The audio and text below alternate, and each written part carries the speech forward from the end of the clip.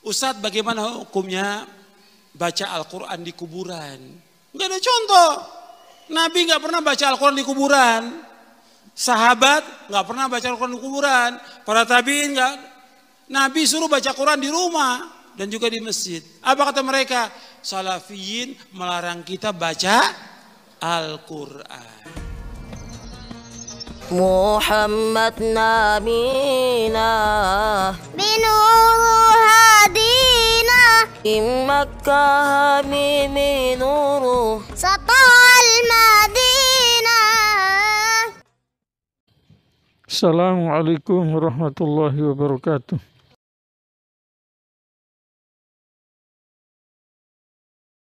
Rabbi zidni ilma warzuqni fahma amma ba'd.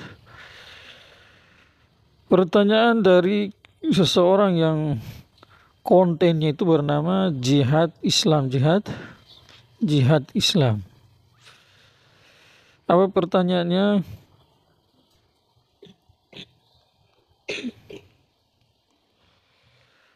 Bid'ah itu hukumnya apa Pak Kiai? Terus lanjutannya saya serius, jangan dibully. Yang pertama, seandainya pertanyaan antum ini tidak serius juga, insya Allah kami tidak membuli. Karena kerja membuli itu adalah kerja orang yang tidak punya moral, tidak punya akhlak. Setiap orang itu punya kekurangan.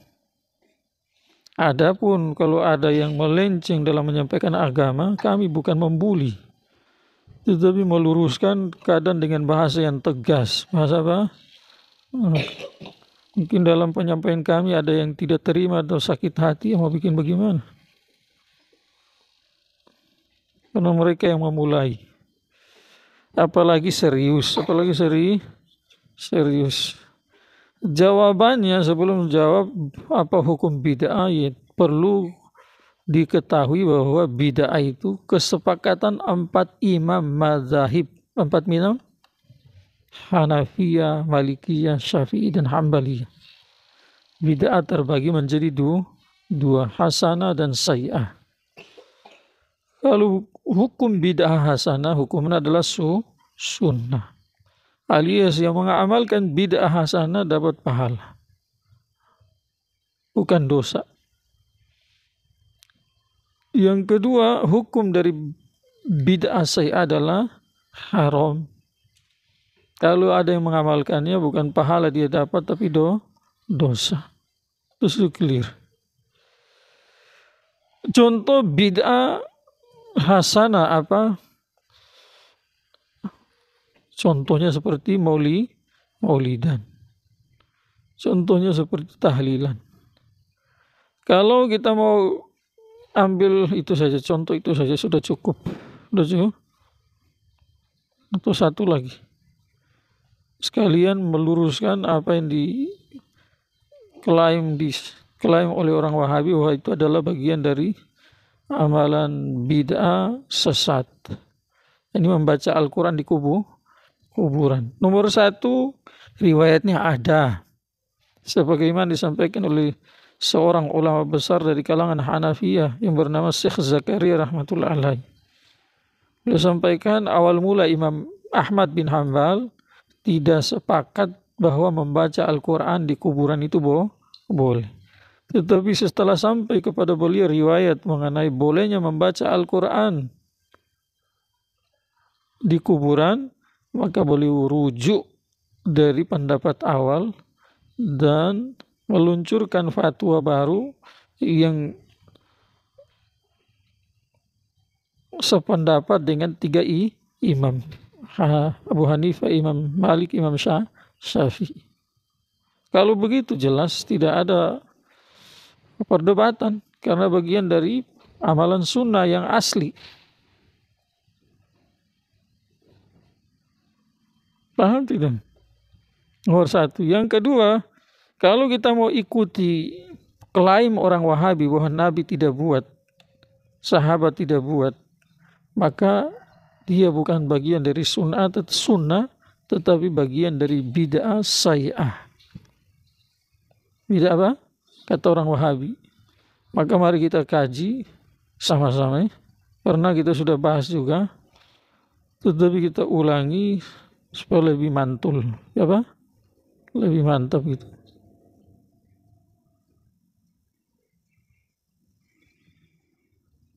Membaca Al-Quran. Di dalam Al-Quran diperintahkan atau dilarang? Nomor 1. Diperintahkan. Faqra'u ma tayassara minal Qur'an. Di bawahnya lagi surat Muzammil. Faqra'u ma tayassara minhu. Tetap kembali ke Al-Quran. Bacalah dari Al-Quran yang mudah bagi kamu. Sekarang perintah ada toh. Kita bahas lagi. Lanjutan. Perintah ini sifatnya umum. Dalam ayat ini tidak ada pengecualian waktu dan tempat. Waktu dan tempat. Berarti kalau kita lihat hanya ayat ini saja, kapan saja kamu mau baca Al-Quran yang mudah bagi kamu boleh. Malam Jumat baca Yasinan. Baca apa? Baca surat Yasin. Boleh? Alhamdulillah. Tempatnya di mana saja, di kuburan juga boleh. Di pantai, di atas motor, di mana-mana saja boleh. Itu kalau dilihat ayat ini. Sekarang kita cari dari dalam Al-Quran, kemudian di dalam hadis-hadis Nabi Sallallahu Alaihi Wasallam, kemudian lewat dalam ijma kesepakatan para ulama mujtahid. Apakah ada larangan membaca Al-Quran di waktu dan tempat tertentu? Mari kita cari dengan lisan. Setelah diamati hanya beberapa tempat dan waktu. Contohnya tempat yang dilarang untuk membaca Al-Quran WC.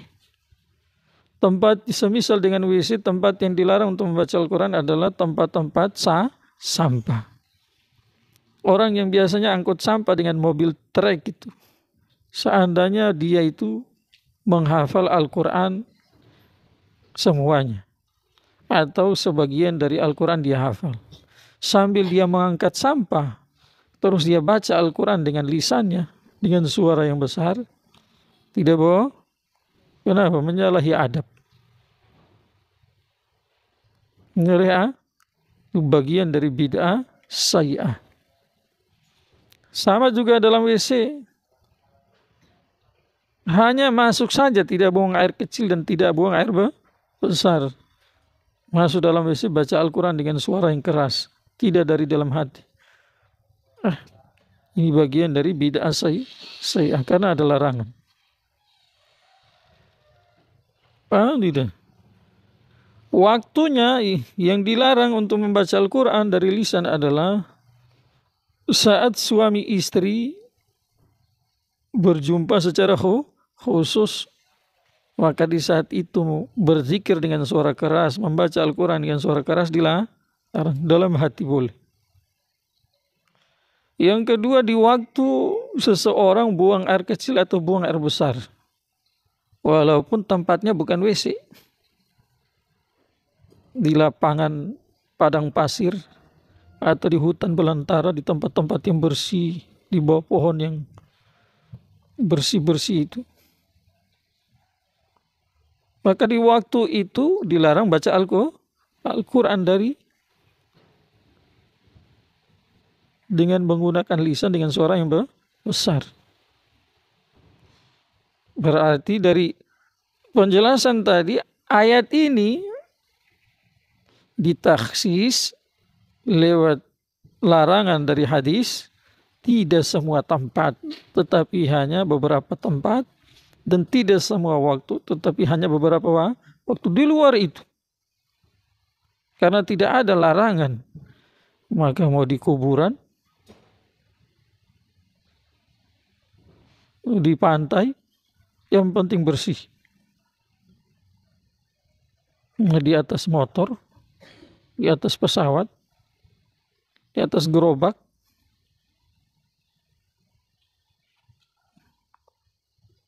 Kalau ada yang pakai apa namanya itu, kayak orang pakai sayap buatan, mirip orang terjun payung dari gunung turun di atas, itu juga boleh. Kemudian orang sambil terjun payung baca Al-Quran di atas udara di waktu terjun payung. Ini semua tidak pernah dilakukan oleh Nabi SAW dan para sahabat. Tapi dia bukan bagian dari bid'ah sayyah. Kalau kita mengikuti orang Wahabi, itu bagian dari hasanah. Yang mengamalkannya dapat paham.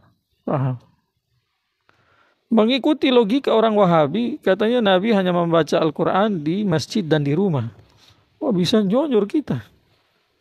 Mereka sendiri tidak kuat amalkan itu. Kalau dia seperti itu, berarti dia hanya boleh membuka madrasah tahfidzul Quran di masjid atau di rumah saja. Rumahnya jangan rumah madrasah, rumah tempat tinggal, karena Nabi tidak punya madrasah seperti sekarang.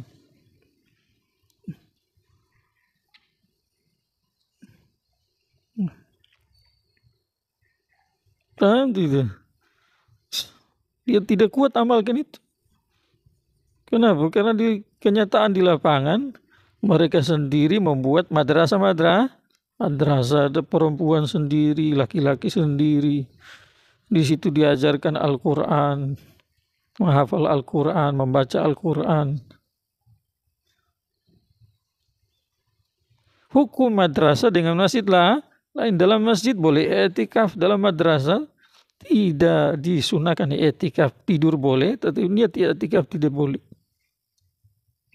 Jadi lain hukumnya. Rumah juga begitu. Jadi senjata makan Tuhan, karena dangkal dalam berpikir. Paham tidak? Kembali kita kepada bid'ah sayyah. Tadi sudah contoh tadi bid'ah sayyah, membaca Al-Quran dalam isi haram hukum. Sambil waktu buang air besar, buang kecil. Alif lam mim. Padahal sedang buang air kecil. Paham tidak? Zalikal kitabu la raiba fihi hudal lil muttaqin. Buang air besar. Tidak boleh dilarang. Itu contoh bid'ah sayyah, hukumnya haram kalau ada yang nekat melakukannya. Adapun penjelasan kenapa bid'ah bisa terbagi menjadi dua, nanti insya Allah dibagikan saja link itu, yang video yang sebelumnya kita sudah bahas dalam rangka juga membantah klaim orang Wahabi itu. Insya Allah di situ nanti dibagikan, dilihat di situ saja penjelasan video-video kami sebelumnya berkaitan dengan Wahabi itu. Kalau dilihat jangan setengah-setengah, dari awal sampai akhir dilihat dengan tulus, ikhlas. Mungkin nanti di situ semakin mantap kita dalam amalan aswaja, amalannya orang aswaja itu. Tidak ragu-ragu kita. Tentu mungkin ulama-ulama lain juga sudah membahas.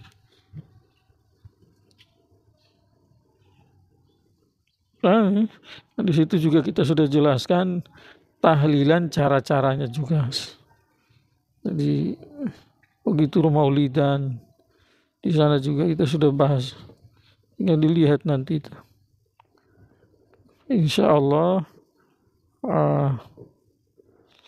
jawaban dari jawaban untuk serangan-serangan atau dari serangan-serangannya orang Wahabi itu akan dijumpai di sana nanti. Semoga bermanfaat. Subhanallah.